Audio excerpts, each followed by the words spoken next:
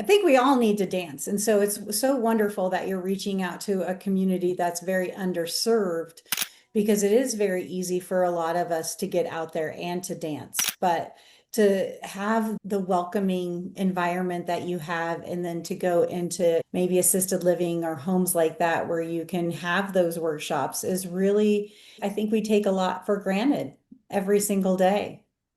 Right, having access to the arts is pretty critical, I think, just for people's social welfare, to feel good about themselves.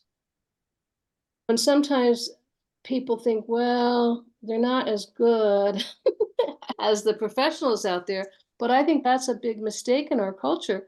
We have perfected art and dance and music to the point where you and I and other people are kind of excluded because it's too perfect.